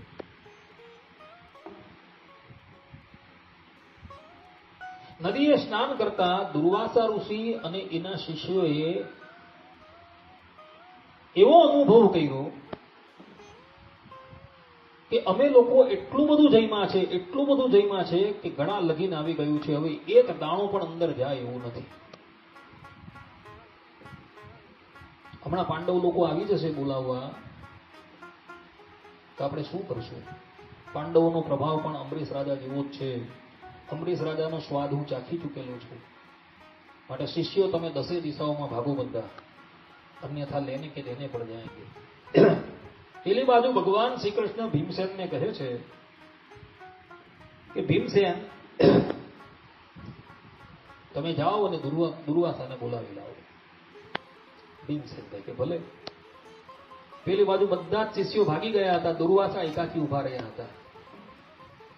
ભીમસેને જોયું કે એ પણ ભાગવાનો પ્રયાસ કરે છે. પગ પકડી લીધા કે મહાત્મા ક્યાં જાઓ છો, ક્યાં જાઓ, ચાલો આતિથ્ય સત્કાર કરવા પધારો, ભોજન તૈયાર છે. દુર્વાસા ઋષિ કે તમે જમી લો, મારે જમવું નથી. ઘણું કહ્યું, પરંતુ દુર્વાસા માનવા તૈયાર નથી. અંતે ભીમસેન કહે છે કે મહાત્મા થોડું તો ચાલો, થોડું ભોજન કરી લેવું. દુર્વાસા કહે છે કે એક દાણો જમાય એવું નથી, તારે બદલામાં જે વરદાન માગવું હોય તે માગી લે મારી પાસે. ભીમસેન કહે છે કે આપશો હું જે કહું તે, કે હા આપીશ. ભીમસેન કહે છે કે મહાત્મા, હું ગમે એટલું ભોજન કરું એનાથી હું તૃપ્ત ન થાઉં ને મારા વતી કળશે શકુની જાય. કે તથાસ્તુ. અને પછી ભીમસેન મન મૂકીને ખાય અને પેલી બાજુ દોડે શકુની. અને કોઈ ફેરી ક્રોધ આવી જાય કે આ શકુનીએ અમારી સાથે દ્યુત ક્રીડાની અંદર ભયંકર અન્યાય કરેલો છે, તો પાણીના 2 માટલામાં લાલ મરચું નાખે અને લાલ મરચા વાળું પાણી પી જાય. બીજે દિવસની શકુનીની હાલત જે થતી હોય તો એ જ જાણતો હોય, આપણે ખબર નથી. કહેવાનું તાત્પર્ય ભક્તો એટલું છે કે દ્રૌપદીજીની શરણાગતિ અને એની જે ભક્તિ જે છે ને એ ઉત્કૃષ્ટ કક્ષાની હતી. ભગવાન પાંડવો માટે ન આવતા હતા, પરંતુ એ દ્રૌપદીને માટે આવતા હતા. દ્રૌપદીજીની ભક્તિ ઉત્કૃષ્ટ કક્ષાની હતી અને એનું નામ સ્મરણ જે છે એ અદ્ભુત હતું કે જેના રોમે રોમમાંથી કૃષ્ણ કૃષ્ણ કૃષ્ણ કૃષ્ણનો ધ્વનિ નીકળતો હતો. એટલે ભગવાનનું જે નામ સ્મરણ છે એની અંદર કોઈ પણ જાતનો ઉદ્યોગ કરવો પડતો નથી. પ્રેમપૂર્વક એ સ્મરણ થઈ શકે. પૂજ્યપાદ ડોંગરેજી મહારાજ કહેતા હતા કે 20 વર્ષની અવસ્થાથી લઈને 80 વર્ષની અવસ્થા પર્યંત કોઈ મનુષ્ય રોજની 60 માળા ફેરવે અથવા તો 6000 જાપ કરે ને તો 80 વર્ષે એના 12 કરોડ જાપ પૂર્ણ થઈ જાય અને એ ભગવત દર્શનનો અધિકારી થઈ જાય. આવું ડોંગરે મહારાજ કહેતા હતા. પોતાના ધર્મમાં રહી જો એ ખાલી રોજના 6000 જાપ કરે અને એ 80 વર્ષ પર્યંત જો કરતો રહે ને તો 60 વર્ષે એના 12 કરોડ જાપ પૂર્ણ થાય અને ભગવત દર્શનનો એ અધિકારી થઈ જાય. આવું એ પોતાની કથાની અંદર. હવે આટલા જાપ તો આપણાથી સરળતાથી થઈ શકે. 6000 જાપ જો આપણે નિત્ય કરતા હોઈએ તો એક વર્ષની અંદર 20 લાખ જાપ થઈ જાય. 10 વર્ષમાં 2 કરોડ થઈ જાય અને 60 વર્ષના 12 કરોડ થઈ જાય. અને એની અંદર કોઈ ધન ખર્ચવાનું નથી, કોઈ શારીરિક શ્રમ નથી, બસ કેવલ ભગવાનનું સ્મરણ કરવાનું છે મનોમન, બીજું કાંઈ કરવાનું નથી. શ્રીમદ ભાગવતના 6ઠ સ્કંદમાં અજામિલનું ચરિત્ર આવે છે. અજામિલ પૂર્વજન્મમાં એક પવિત્ર બ્રાહ્મણ હતો અને એ જન્મમાં પણ એ બ્રાહ્મણ જ થયો હતો. હરિદ્વારમાં એક ગુરુકુલ હતું. એ ગુરુકુલની અંદર એ વિદ્યાનો અભ્યાસ કરતો હતો. અવસ્થા ત્યારે નાની હતી. ગુરુકુલમાં ભણતા વિદ્યાર્થીઓનો પરમ ધર્મ એ જ છે કે એને બ્રહ્મચર્યનું પાલન કરીને વિદ્યાનું અધ્યયન કરવાનું છે. અજામિલ પણ પ્રેમપૂર્વક વિદ્યાનું અધ્યયન કરતો હતો. એક સમયની વાત હતી, માઘ માસ હતો અને માઘ માસ હોવાથી એના ગુરુ એ બીજા કેટલાક વિદ્યાર્થીઓ અને ગુરુ પુત્રી સ્નાન કરવાને અર્થે ગંગામાં જાય છે. આજે પણ ઉત્તર ભારતની અંદર હરિદ્વાર છે, ઋષિકેશ છે, અયોધ્યા છે, છપૈયા છે, બધા સ્થાનોમાં બહુ જ ઠંડી પડે. અત્યારે આપણે અહીં ગરમી છે તો ત્યાં અત્યારે પણ ઠંડી હશે. હરિદ્વાર ક્ષેત્રની ઠંડી બહુ હતી. ગંગાજીમાં સ્નાન કર્યું એટલે અજામિલ નામનો બ્રાહ્મણ જે છે એ અતિશય ધ્રુજવા લાગ્યો, એને ઠંડી ચડી ગઈ. એટલે એની જે ગુરુ બહેન હતી એ આવીને એના પર એક કંબલ નાખે છે. પોતાને પૂછ્યા વગર કંબલ નાખ્યો અને નારીનો સ્પર્શ થઈ ગયો એટલે અજામિલ ક્રોધાયમાન થઈ જાય છે કે હું બ્રહ્મચર્ય વ્રતની અંદર છું, તે મારો સ્પર્શ કરી લીધો, જા હું તને સાપ આપું, તું વેશ્યા થઈ જશે. આવી રીતના જાણ્યા મૂક્યા વગર એને સાપ આપ્યો એટલે પેલી ગુરુપુત્રી પણ ક્રોધાયમાન થઈ જાય છે અને એ અજામિલને સાપ આપે છે કે તું પણ ધર્મભ્રષ્ટ થશે અને તારે જ મારું કલ્યાણ કરવા માટે આવવું પડશે. સમય જતા બંનેનો દેહ પૂરો થઈ જાય છે. બીજા જન્મમાં અજામિલ એક પવિત્ર બ્રાહ્મણને ત્યાં જન્મ ધારણ કરે છે અને પેલી ગુરુપત્ની છે એક બહુ જ નિમ્ન કક્ષાના ઘરની અંદર જન્મ લે છે અને ન કરવા યોગ્ય કાર્યમાં એ પ્રવૃત્ત થઈ જાય છે. અજામિલ જન્મ લીધા બાદ માતા પિતાનો આજ્ઞાકારી તથા ગુરુઓના આજ્ઞાકારી હોય છે. વિદ્યાધ્યયન પૂર્ણ કર્યા બાદ ઘરે આવે છે, એના લગ્ન થાય છે. એની ધર્મપત્ની પણ પતિવ્રતા હોય છે. એક દિવસની વાત હતી, અજામિલ વનમાં કંદમૂળ ફળ ઇત્યાદિ લેવા માટે જાય છે અને એ લઈને જ્યારે પાછો આવતો હોય છે ત્યારે બે માર્ગ હોય છે. એક માર્ગ જેને આપણે શોર્ટકટ કહીએ છીએ એ માર્ગ હોય છે ને બીજો એક લાંબો માર્ગ હોય છે. ટૂંકા માર્ગથી જતા શીઘ્રાથી શીઘ્ર ઘરે પહોંચી જવાય, પરંતુ એ ટૂંકા માર્ગની ઉપર વારાંગનાઓ રહેતી હોય છે. પ્રારબ્ધને વશ થઈને અજામિલ એ ટૂંકા માર્ગની ઉપર જ જાય છે અને એ ટૂંકા માર્ગની ઉપર જતા એક ઘરની અંદર એની દ્રષ્ટિ પડે છે. ત્યાં એક વેશ્યા એક શૂદ્રની સાથે ન કરવા યોગ્ય કાર્યમાં પ્રવૃત્ત હોય છે. એ દ્રશ્ય અજામિલ જુએ છે, પરંતુ પોતાની ચિત્તવૃત્તિ પાછી વાળી નાખે છે અને ભગવાનનું સ્મરણ કરતા કરતા ઘરે આવે છે. પરંતુ જે દ્રશ્ય એણે જોયું એ દ્રશ્ય એના માનસની ઉપર સ્થિર થઈ જાય છે. વારે વારે ભૂલવાનો પ્રયાસ કરે છે, પરંતુ એ દ્રશ્ય વારે વારે એની સન્મુખ આવી જાય છે. અંતે પોતાના મનની પાસે હારી જાય છે અને લાજ શરમનો ત્યાગ કરી, ધર્મ કર્મનો ત્યાગ કરી એ પેલી વેશ્યાની પાસે ચાલ્યો જાય છે. પોતાના ઘરની અંદર જેટલું ધન હતું એ ધીરે ધીરે ધન લઈને એ વેશ્યાના ચરણની અંદર ન્યોછાવર કરવા લાગે છે. એના પિતા છે, એની માતા છે, એની ભાર્યા છે, એને રોકે છે, પરંતુ એ કોઈનું સાંભળવા તૈયાર નથી. એના આ કુકર્મને લઈને એના માતા પિતા પરલોકવાસી થઈ જાય છે. માતા પિતા પરલોકવાસી થઈ ગયા પછી તો આ સ્વતંત્ર થઈ જાય છે. પોતાની ભાર્યાને ઘરમાંથી કાઢી મૂકે છે અને પોતાના ઘરમાં પેલી વેશ્યાને લાવીને મૂકી દે છે.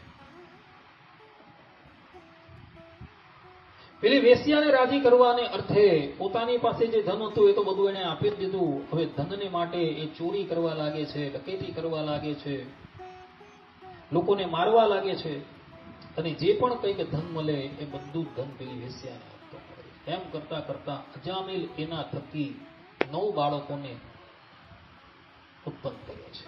10મું બાળક જ્યારે પેલી વેશ્યાના ગર્ભા સ્થાનમાં હોય છે એવા જ સમયમાં એના પૂર્વના સત્કૃતને લઈને કેટલાક ઋષિ મુનિઓ એ ગામની અંદર આવે છે.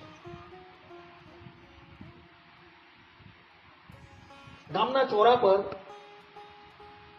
કેટલાક ફાલતુ લોકો બેઠેલા હતા. આમ તો એ પણ તમે જોજો, ગામના ચોરા પર જાઓ કે શહેરના બહારના વિસ્તારમાં જાઓ તો એવા લોકો બેઠેલા છે જે લોકોની ટીખળ કરતા હોય. એ સંતોએ પેલા લોકોને પૂછ્યું કે ભાઈ આ ગામની અંદર કોઈ પવિત્ર બ્રાહ્મણ રહે છે? એટલે પેલા લોકોએ ટીખળ કરતા કહ્યું કે હા, અજામિલ નામનો એક બ્રાહ્મણ અહીં રહે છે, બહુ પવિત્ર છે, તમે એના ઘરે જાઓ. જ્યારે એ પવિત્ર હતો નહીં, પરંતુ આ લોકોએ ટીખળ કરીને એ સંતોને અજામિલના ઘરે મોકલ્યા છે. અજામિલ તે વખતે વનમાં શિકાર કરવા માટે ગયો હોય છે. ઘરમાં એના ભારિયા હોય છે. સંતો આવ્યા એટલે એને આવકાર આપેલો છે. અલગ રૂમની વ્યવસ્થા કરી દીધી છે. સીધા પાણીની વ્યવસ્થા કરી દીધી છે. અને સંતો જ્યાં રસોઈ બનાવતા હતા ત્યાં જ પેલો અજામિલ શિકાર કરીને ઘરે આવે છે. એના ખભાની ઉપર 2 થી 3 હરણ હોય છે. પેલા સંતો જાણી ગયા કે આ અધમાઅધમ બ્રાહ્મણ છે. કારણ કે બ્રાહ્મણના કર્મને એક બાજુ મૂકી એ શિકારમાં પ્રવૃત્ત થઈ ગયો છે.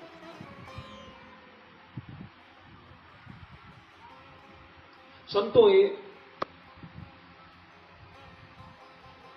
સામગ્રી બનાવી ઠાકોરજીને અર્પણ કરી ભોગ લગાવ્યો. પછી અજામિલને પોતાની પાસે બોલાવ્યો કે ભાઈ, તારી પત્ની ગર્ભવતી છે, તો અમે તને જે કહીએ એ પ્રમાણે એ બાળક જ્યારે પ્રગટ થાય ત્યારે તું એનું નામ રાખજે. અજામિલ કહે ભલે, કઈ વાંધો નહીં. સંતો કહે છે કે તું એનું નામ નારાયણ રાખજે. આટલું કહીને સંતો પોતાના ગંતવ્ય સ્થાન પર ચાલ્યા ગયા છે.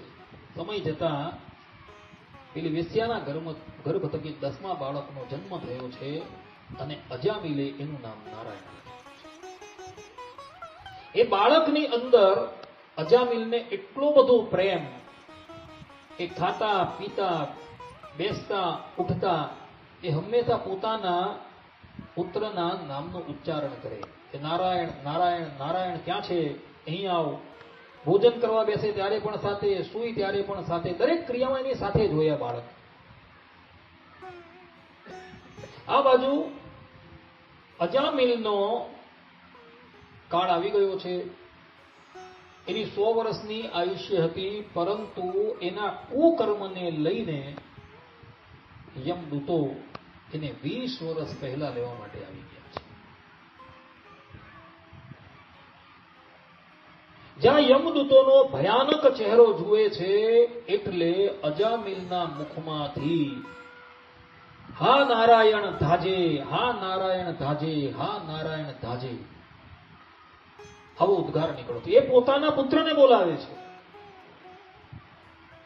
પરંતુ ભગવાનના પવિત્ર નામનું એનાથી ઉચ્ચારણ થઈ ગયું છે ને અંતે અંતકાળ છે એનો. એટલે ભગવાનના પાર્ષદો ત્યાં આવીને ઉપસ્થિત થઈ જાય છે. યમદૂતો અજામિલના આત્માને એના શરીરમાંથી કાઢવા તૈયાર થાય છે. ત્યાં શ્રીમદ નારાયણ ભગવાનના ભક્તો કહે છે કે ખબરદાર, આ જીવાત્મા પર તમારો અધિકાર નથી, આ જીવાત્મા પર અમારો અધિકાર છે. એને અંતકાળે અમારા સ્વામીનું નામ દીધેલું છે, માટે તમે લોકો અહીંથી જતા રહો. ભગવાનના પાર્ષદોની વાત સાંભળી યમદૂતો એની સામું થાય છે, પરંતુ આ તો ભગવાનના પાર્ષદો હતા. બધાને મારી મારીને ગાદી ભગાવી દે છે. અજામિલે જોયું કે કેટલાક દિવ્ય પુરુષોએ આવીને મારી રક્ષા કરી છે, અને એ લોકો વચ્ચે જે સંવાદ થતો હતો એ સંવાદ બધો અજામિલે સાંભળ્યો. શ્રીમદ નારાયણના પાર્ષદો અજામિલના આત્માને લઈને ગયા નથી, પરંતુ એને ત્યાં છોડી દીધો છે. અજામિલને પોતાની કરણી પર અતિશય પશ્ચાતાપ થાય છે કે હું એક પવિત્ર બ્રાહ્મણ હતો, પરંતુ મેં મારા માતા પિતા, મારી ભાર્યા ઇત્યાદિકનો ત્યાગ કરીને એક વેશ્યાનો હાથ પકડો અને વેશ્યામાં હું આસક્ત થઈ ગયો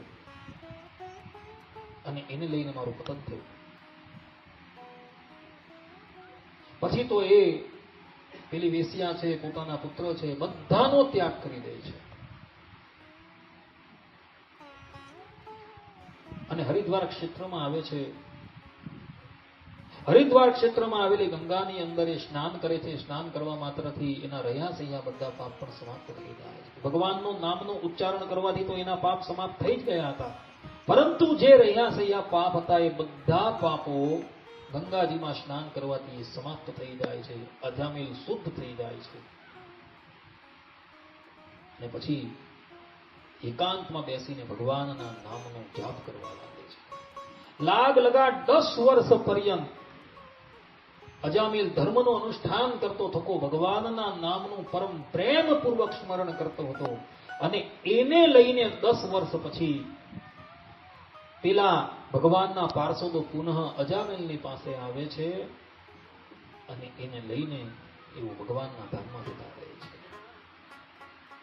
કહેવાનું તાત્પર્ય એ છે કે યન્નામ શ્રુતિ માત્રેણ પુમાન ભવતિ નિર્મલઃ તસ્ય તીર્થપદઃ કિંવા દાસાનામ અવશિષ્યતે. અર્થાત કે જેના નામનું માત્ર શ્રવણ કરવાથી જ મનુષ્ય પવિત્ર બની જાય છે, તે ભગવાનના ભક્તો માટે તો બીજું શું બાકી રહે છે. કેવલ ભગવાનના નામનું ઉચ્ચારણ કરવા માત્રથી જ જીવાત્મા પવિત્ર થઈ જાય છે. ભગવાનના ભક્તોએ બીજા કઠિન સાધનો કરવાની જરૂર નથી. આ કળિયુગ છે અને કળિયુગની અંદર પણ શરીરની ક્ષમતા હોય છે. શરીરની ક્ષમતા પ્રમાણે આપણે તપસ્યા કરવાની છે. પહેલા જે ઋષિ મુનિઓ હજારો વર્ષ પર્યંત તપસ્યા કરતા હતા એવી તપસ્યા હવે ન થઈ શકે, કારણ કે એ સિદ્ધ દેહ હતો, યુગ પ્રમાણેનો દેહ હતો. અત્યારે એવો દેહ નથી. તો અત્યારે શું કરવું? તો કલિયુગના ધર્મ પ્રમાણે, જે કલિયુગના ધર્મ બતાવેલા છે એ ધર્મ પ્રમાણે રહીને આપણે ભગવાનનું સ્મરણ કરવાનું છે. ભગવાન સ્વામિનારાયણ આ ધરાતલની ઉપર હયાત હતા એ સમયનો એક પ્રસંગ છે. સ્વામિનારાયણ સંપ્રદાયના ગ્રંથોની અંદર એ પ્રસંગ જોવા મળે છે. સૌરાષ્ટ્રમાં પંચાળા નામનું એક ગામ આવેલું છે. એ ગામમાં ભગવાન સ્વામિનારાયણ ફૂલ ડોલનો ઉત્સવ કરતા હતા, એટલે ધૂળેટી, હોળી ધૂળેટીનો ઉત્સવ કરતા હતા. લાખોની સંખ્યામાં ભક્તો પંચાળા ગામ પધારેલા હતા. પંચાળા ગામના રાજા હેમંતસિંહ તથા ગામના જેટલા પણ લોકો છે એ લોકોએ તન, મન અને ધન આવેલા અતિથિઓની ખૂબ સેવા કરી. ભગવાન શ્રી હરિની પણ ખૂબ સેવા કરી.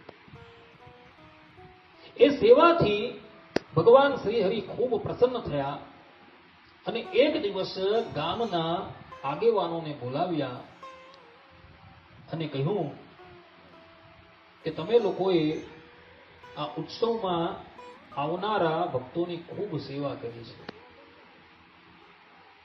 તો અમારે તમારા આખા ગામને જમાડવું છે. તમે જે કહો તે, દૂધપાક, માલપુડા છે, શ્રીખંડ છે, મીઠાઈઓ છે, જે બનાવવાનું કહેશો એ બનાવશો. ત્યારે ગામવાળા ભેગા મળીને કહે છે કે પ્રભુ, અમારે એ શ્રીખંડ છે, દૂધપાક છે, માલપુડા છે એ નથી જમવા, અમારે તો સેલણ જમવું છે. સેલણ એટલે શું? તો ચોખા આવે તેને ઉકાળવામાં આવે, એટલે ભાત બનાવવામાં આવે અને ભાત બધાને પીરસવામાં આવે, એના પર ગોળ નાખવામાં આવે અને પછી ધારથી ઘી એમાં નાખવામાં આવે. ધાર રોકાવી નહીં જોઈએ, સલંગ ચાલ્યા જ કરે. ઘીની ધાર આવે એટલે પાત્રો છલકાઈ જાય તો પણ એ ચાલુ જ રહી. ભગવાન શ્રી હરિ કહે છે કે ભલે. બીજે દિવસે હેમંતસિંહ રાજાએ બધી સામગ્રી તૈયાર કરી. ગામવાળાની પંગત બેઠેલી છે. બધા જ લોકોએ સેલણ ખૂબ ગ્રહણ કરેલું છે. મન મૂકીને ભગવાન શ્રી હરિએ બધાને પીરસ્યું છે. ઘીની ધાર બંધ નથી થતી, ઘીની રેલમ છેલ કરી દીધેલી છે. સંપૂર્ણ ગામને તૃપ્ત કર્યું છે, કોઈ બાકી નથી રહ્યું. ભગવાન શ્રી હરિ જ્યાં લીલા કરતા હતા એ લીલાને એ ગામની બહાર જે ખાખરાનું વન છે ત્યાં બેઠા બેઠા કેટલાક ભીલ લોકો જોયા કરતા હતા. એ ભગવાન સ્વામિનારાયણે પીતાંબર ધારણ કરેલું છે, ઉપર ખેસ આળસોડે નાખેલો છે, બે છોગલાવાળી પાગ ધારણ કરેલી છે અને ધારથી એ બધાને ઘી પીરસી રહ્યા છે. અને એ દ્રશ્યો પેલા ભીલ લોકો જોયા કરતા હતા. ભગવાન શ્રી હરિની દ્રષ્ટિ એ લોકો ઉપર પડી એટલે સર્વજ્ઞ એવા ભગવાન શ્રી હરિ ઉત્તમ રાજાને કહે છે કે પેલા લોકો કોણ છે? હેમંતસિંહ રાજા ભગવાનને કહે છે કે પ્રભુ એ લોકો ભીલ લોકો છે. ભગવાન શ્રી હરિ કહે છે કે એઓને પણ બોલાવો, આપણે એ લોકોને પણ જમાડવા છે.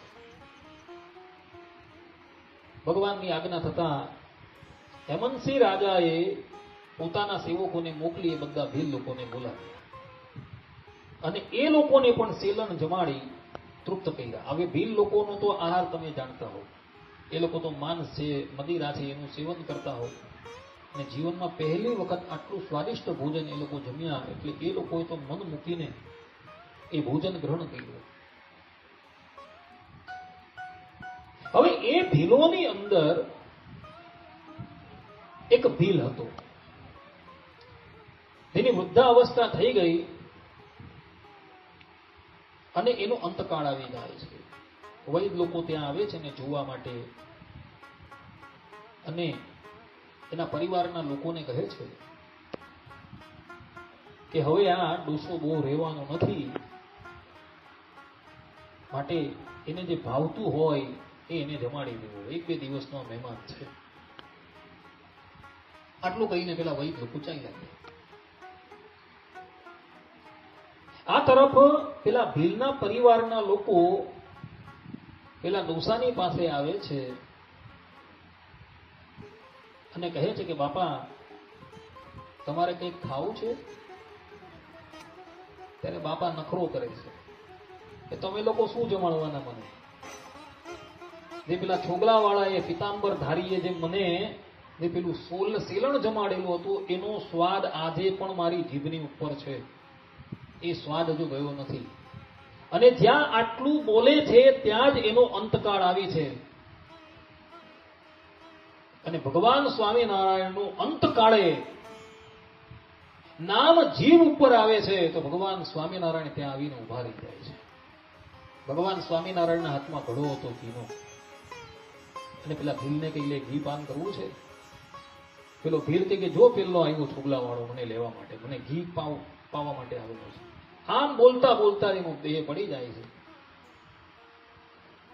અને એને લઈને ભગવાન શ્રી હરિ પોતાના ધામમાં ચાલ્યા જાય છે. અંતકાળે ભગવાનનું નામ એના મુખમાં આવ્યું અને એને લઈને જીવાત્માની સદગતિ થઈ ગઈ. અંતકાળે ભગવાનનું નામ અજામિલને પણ યાદ આવેલું હતું, પિંગલા નામની વેશ્યાને પણ યાદ આવ્યું અને આ ભીલને પણ યાદ આવ્યું. તો એ લોકો બધા સદગતિને પ્રાપ્ત થયા હતા. કોઈ એમ કહે કે ભાઈ આપણે અત્યારે ભગવાનનું સ્મરણ નથી કરવું, અંતકાળે આપણે ભગવાનનું સ્મરણ કરી લેશું એટલે ભગવાન આવી જાય, તો એ વાત ભૂલ ભરેલી છે. આવા પ્રસંગો જે છે એ અપવાદ હોય છે, એ વિધિ નથી, એ અપવાદ છે. અપવાદમાં જ આવું બનતું હોય છે. બાકી અંતકાળે હોય અને અંતકાળે જે જીવનભર જગતની પ્રવૃત્તિની અંદર રચ્યો બચ્યો રહેતો હોય એને અંતકાળે ભગવાન ક્યારે પણ યાદ ના હોય, એને બીજી બધી વસ્તુ જ યાદ આવે. અંતે મતિ સાગતિ એવું ઉપનિષદમાં કીધેલું કે અત્યારે જેવી મતિ છે તેવી તેની અંતકાળે ગતિ થાય. પણ અજામેલ છે, પિંગળા વેશ્યા છે અને આ ભીલ છે એ અપવાદ છે કે એ લોકોના મુખ થકી ભગવાનનું સ્મરણ થઈ આવ્યું હતું અને એ લોકો પરમ પદને પ્રાપ્ત કરતા હતા. શ્રીમદ ભાગવતના 12મા સ્કંધની અંદર સૂતજી કહે છે, કલી દોષ નિધે રાજન અષ્ટિ એકો મહાન ગુણ કીર્તના દેવ કૃષ્ણસ્ય મુક્ત સંઘ પરમ વ્રજેત. અર્થાત કે હે રાજન, કલિયુગ દોષોથી ભરેલું છે, છતાં તેમાં એક મોટો ગુણ છે. માત્ર શ્રી કૃષ્ણના નામના કીર્તનથી મનુષ્ય બંધનોથી મુક્ત થઈ પરમ પદને પ્રાપ્ત કરે છે. કેવલ ભગવાનના નામનું સ્મરણ કરવા માત્રથી જ જીવાત્માનું કલ્યાણ થાય. ઇતર યુગોની અંદર, જેમ કે સતયુગની અંદર દીર્ઘકાલ પર્યંત તપસ્યા કરવાથી જીવાત્માનું કલ્યાણ થતું, ત્રેતાયુગની અંદર ભારે ભારે સામગ્રીઓથી ભગવાનની અર્ચા કરવાથી જીવનું કલ્યાણ થતું હતું. દ્વાપર યુગની અંદર મોટા મોટા મખ એટલે કે યજ્ઞો કરવાથી મનુષ્યનું કલ્યાણ થતું હતું. જ્યારે કલયુગની અંદર કલો કેશવ કીર્તનાથ, કલયુગની અંદર કેવલ ભગવાનનું સ્મરણ કરવા માત્રથી જ જીવનું કલ્યાણ થઈ જાય છે. શ્રવણ કરવાની અંદર વધારે પરિશ્રમ પણ પડતો નથી.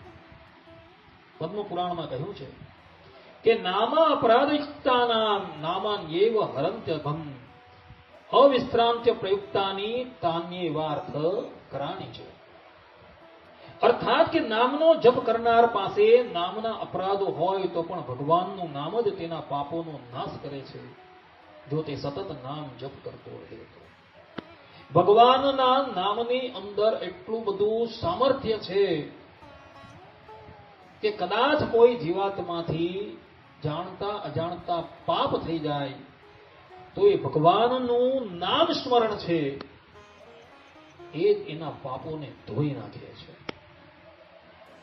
કારણ કે પરમાત્મા જે છે એ અપવિત્ર ને પણ પવિત્ર કરનારા છે, પાપીને પણ પાવન કરનારા છે. ગોસ્વામી તુલસીદાસજી કહે છે કે રામે તો કેટલાકને તારેલા છે, પરંતુ રામનું જે નામ છે એને કેટલાયોને તારી નાખેલા છે, કેટલાકને તારે છે અને હજુ પણ એ કેટલાયને તારશે. ભગવાન શ્રી રામ અહીંયા ધરાતલ પર હતા, ભગવાન શ્રી કૃષ્ણ, ભગવાન શ્રી હરિ આ ધરાતલ પર હતા.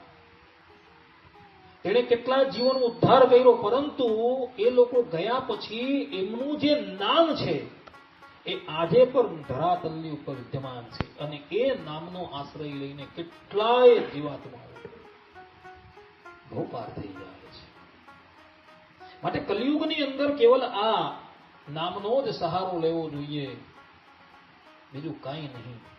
વિષ્ણુ પુરાણમાં મહર્ષિ પરાશર મૈત્રેય ઋષિને કહે છે કે શબ્દ ઉચ્ચારિતમ યેન હરિરીત્યાક્ષરદ્વયમ બદ્ધ પરિકરસ્તેન મોક્ષાય ગમનમ પ્રતિ.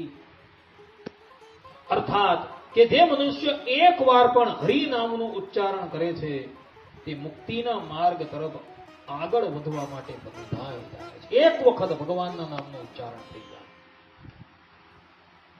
તો એવો વ્યક્તિ જે છે એ પોતાના મોક્ષને માર્ગે અગ્રેસર થઈ જાય છે. માટે ભક્તો, જેવું આવડે તેવું, તમે કોઈ પણ સંપ્રદાયના હો, કોઈ પણ માર્ગના હો, તમારા માર્ગની અંદર તમને જે મંત્ર તમારા આચાર્ય કે ગુરુએ દીક્ષાની અંદર આપેલો હોય એ મંત્રનો પરમ પ્રેમ પૂર્વક જાપ. કોઈ મંત્ર નાનો નથી, બધા જ મંત્ર એક સરખા છે. શાસ્ત્રોની અંદર 7 કરોડ મંત્ર બતાવેલા છે. ભગવાનના નામો અનંત છે. એ અનંત નામમાંથી એક નામનો પણ તમે જો આશ્રય લેશો તો એ એક જ નામ તમારા કલ્યાણને માટે પર્યાપ્ત છે. બીજા નામને ઉચ્ચારવાની પણ તમારે જરૂર નથી. આ સંબંધમાં રત્નાકર બ્રાહ્મણ દ્રષ્ટાંતરૂપ છે. વાલ્મીકી રામાયણમાં રત્નાકર બ્રાહ્મણનું ચરિત્ર આવે છે. રત્નાકર બ્રાહ્મણનો જન્મ બ્રાહ્મણ કુળની અંદર થયો છે, પરંતુ એનો જન્મ થયો તેવા જ ડાકુઓ એનું અપહરણ કરીને લઈ જાય છે અને ડાકુઓને ત્યાં પાલી પોષીને મોટો થાય છે અને એ ડાકુઓનો જ વ્યવસાય અપનાવી લે છે. જંગલમાંથી કોઈ પણ વ્યક્તિ પસાર થાય એને લૂંટી તો લે, પરંતુ એ મોતને ઘાટ ઉતારી નાખે. અને એમ કરતા કરતા 7.5 ગાળા જનોઈના એને ભરી દીધેલા. બ્રાહ્મણ કુળમાં એનું પ્રાગટ્ય થયું છે. પૂર્વના કંઈક સંસ્કાર ઉદય થયા એટલે દેવર્ષિ નારદ એક દિવસ એને કૃતાર્થ કરવાને અર્થે એ જંગલના રસ્તે આવી ચડે છે. રત્નાકર બ્રાહ્મણ દેવર્ષિ નારદને જોઈને એને લૂંટવા માટે આવે છે. દેવર્ષિ નારદ કહે કે મારી પાસે આ તંબુરો છે, આ વીણા છે, ને આયરી આ ખંજરી છે, તારે જોઈતી હોય તો લઈ જા, ભાઈ, બીજું મારી પાસે કઈ નથી. દેવર્ષિ નારદ એને કહે છે કે ભાઈ તું આ બધું કુકર્મ કરે છે તો એ પાપની અંદર તારા સગાવાલા ભાગીદાર ખરા? રત્નાકર બ્રાહ્મણ કહે છે કે કેમ ન હોય, હું એ લોકો માટે તો કરું છું, તો મારા પાપની અંદર એ લોકો ભાગીદાર કેમ ન હોય? દેવર્ષિ નારદ કહે છે કે હું અહીં બેઠેલો છું, તું જઈને પૂછી આવ. રત્નાકર બ્રાહ્મણ ઘરે આવે છે. પોતાની માતા, પોતાના પિતા, પોતાની ભાર્યા, પોતાના પુત્રને પૂછે છે કે હું જે પાપ કર્મ કરીને ધન કમાઉં છું એની અંદર તમે ભાગીદાર ખરા? ત્યારે બધા જ લોકો કહે છે કે મનુષ્યએ પોતાના કર્મનું ફલ પોતે જ ભોગવવાનું હોય છે, એમાં બીજો ભાગ ન પડાવી શકે. બધા જ લોકો થકી આ પ્રમાણેનો ઉત્તર સાંભળી અતિશય હતાશ થયેલો રત્નાકર નામનો બ્રાહ્મણ દેવર્ષિ નારદજીની પાસે આવે છે અને એના ચરણમાં પડી જાય છે. દેવર્ષિ નારદ એને ઉઠાવે છે અને કહે છે કે ભાઈ જે થયું એને હવે ભૂલી જા. હું તને રામ નામની દીક્ષા આપું છું. આજથી તું આ રામ નામનો જાપ કરજે. પૂર્વે થયેલા તારા બધા જ પાપો સમાપ્ત થઈ જશે. રત્નાકર બ્રાહ્મણ કહે છે કે 7.5 ગાળા ભરીને મારી પાસે જનોઈ છે એટલા તો મેં બ્રાહ્મણોને મારેલા છે, બીજાની ક્યાં વાત કરી. દેવર્ષિ નારદ કહે છે કે જે દિવસથી જીવાત્મા ભગવાનની સન્મુખ થાય છે તે જ દિવસથી એના બધા જ પાપો બળીને ભસ્મ થઈ જાય છે. રત્નાકર બ્રાહ્મણ કહે છે કે મારાથી રામ નામનું ઉચ્ચારણ થશે નહીં. દેવર્ષિ નારદ કહે છે કે મરાનું ઉચ્ચારણ થશે? રત્નાકર બ્રાહ્મણ કે હા, જીવનભર એ જ કાર્ય કરેલું છે એટલે મરાનું ઉચ્ચારણ થશે મારાથી. દેવર્ષિ નારદ કહે છે કે એક સ્થાન પર બેસી જા, હું જ્યાં લગીન પાછો ન આવું ત્યાં લગીન તારે આ સ્થાન ઉપરથી ઉઠવાનું થી ને આ મંત્રનો તારે જાપ કરવાનો છે. અને મરાનો એ જાપ કરવા લાગે છે. દેવર્ષિ નારદ ગયા એ ગયા, પાછા આવ્યા નથી. દિવસો વ્યતીત થઈ ગયા છે, મહિનાઓ વ્યતીત થઈ ગયા છે, વર્ષો વ્યતીત થઈ ગયા છે, 50,000 વર્ષ પૂર્ણ થઈ ગયા છે. રત્નાકર બ્રાહ્મણના આખા શરીરની ઉપર રાખડા બાંધી ગયા છે, વલ્મીક બાંધી ગયા છે. એની તપસ્યાના તેજથી ત્રિભુવન ધ્રુજવા લાગેલું છે. વેદ વેદાંગનું બધું જ જ્ઞાન એના હૃદયની અંદર સ્ફુરી ઉઠેલું છે. પરમપિતા બ્રહ્માજી તેને દર્શન આપવામાં આવે છે અને એનો વલ્મીકમાંથી ઉદ્ધાર કરે છે. અને વલ્મીકમાંથી એ રત્નાકર બ્રાહ્મણનો ઉદ્ધાર થયો અને એનું નામ પડે છે વાલ્મીકી. અને ભગવાન શ્રી રામ પ્રગટ થાય એ પહેલા એણે રામાયણની રચના પોતાની દિવ્ય દૃષ્ટિથી કરી દીધી.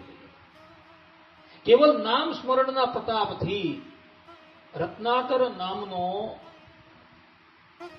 જે દસ્યુ હતો એ વાલ્મીકી થઈ ગયો હતો. તો આપણે પણ ભક્તો પ્રેમપૂર્વક ભગવાનના નામનું ઉચ્ચારણ કરી આપણે આ સંસાર સાગરને તરવાનો છે. ભગવાનના નામનું ઉચ્ચારણ કરવા માત્રથી જ તમે લોકો ઉદ્ધાર કળિયુગમાં સંસાર સાગરથી પાર થઈ જશો. આટલું કહીને હું મારી વાણીને અહીં વિરામ આપું છું. સર્વે સંતુ નિરામયઃ સર્વે સુખીનો ભવંતુ સર્વભદ્રાણિ પશ્યન્તુ મા કશ્ચિત દુઃખ ભાગ ભવેત.